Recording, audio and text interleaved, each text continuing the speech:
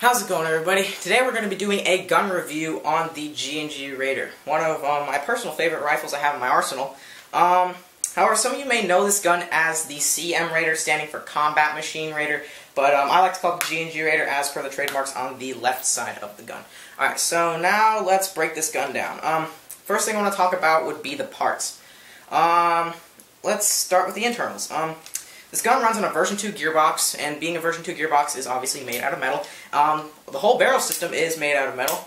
Front sight's metal. The sling mounts are metal, both front and rear. The stock post is made out of metal.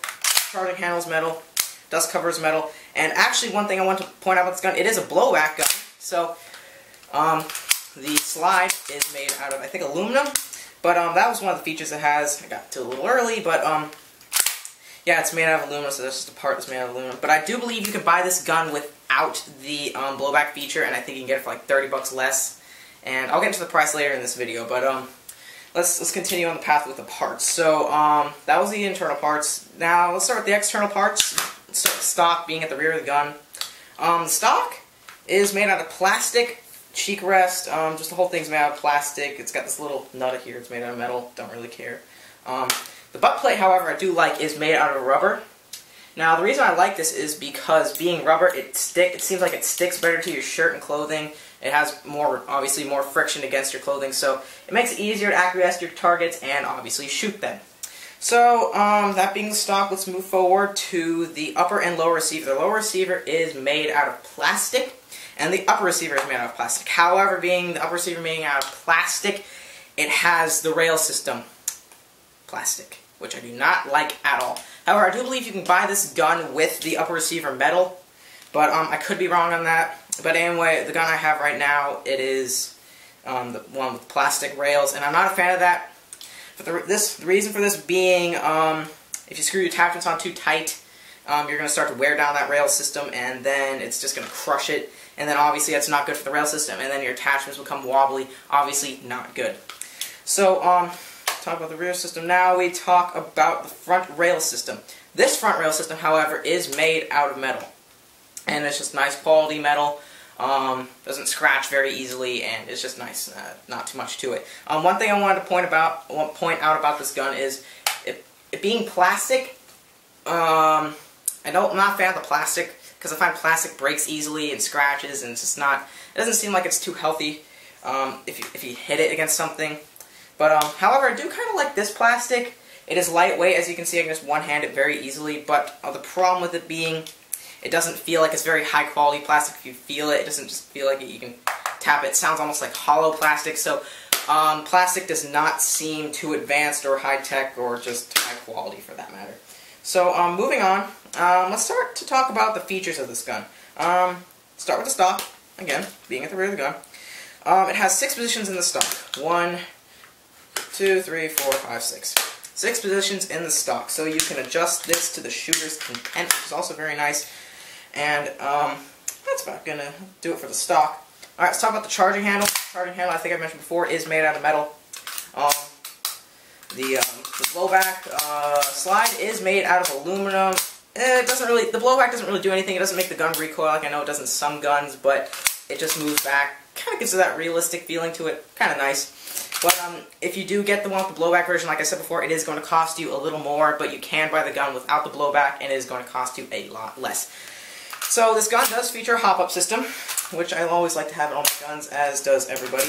So hop-up's easy to adjust. The only problem I have with this is there's no bolt lock, so you can't lock it back and then adjust the hop-up, so you kind of have to hold it and then adjust it.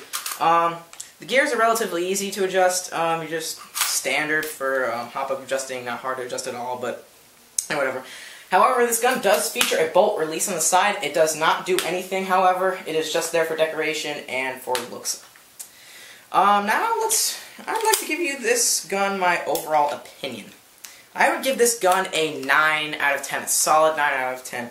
The reason for that being, I don't like the quality of the plastic. If it was just a higher quality plastic, I'd feel so much better with it because I like the lightweight aspect of it, and I like just the ruggedness of it, and it just feels really nice.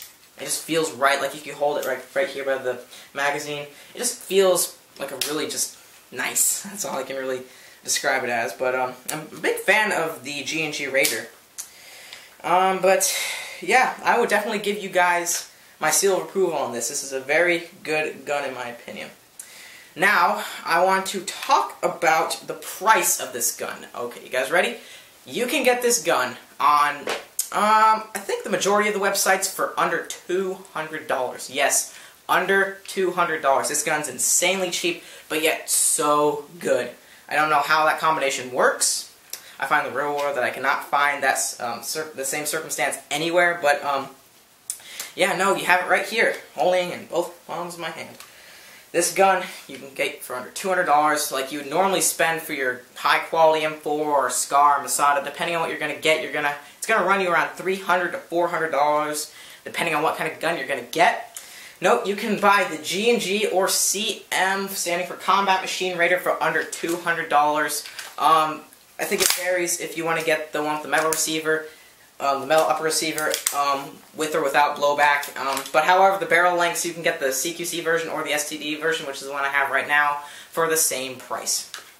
So, I think that'll about do it for my gun review of the G&G Raider. Now, guys, stick around. We're going to be doing a chrono on this gun, meaning I'm going to test the FPS limits on this, and then later in the video, I'm going to be doing an accuracy test on this gun. So stay tuned for that. It's going to be great.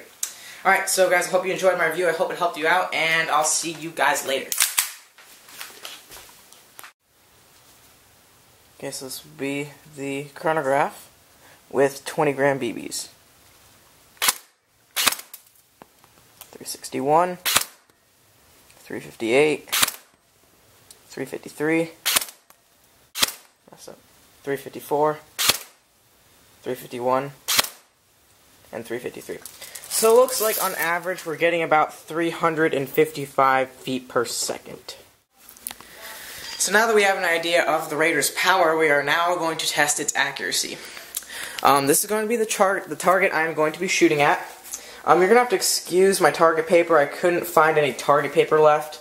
I think I used it all up in previous tests, but this is what I could do on such short notice. I just took a piece of white paper and just drew circles around, increasingly just circles around the smaller circles to indicate where the BB will travel. So I'll show you how far away I'm going to be. I approximate to be about 30 feet, and this is the only thing I could really find as a shooting range. Is just my hallway, so I'm going to be standing way back here, so that's your target way down there.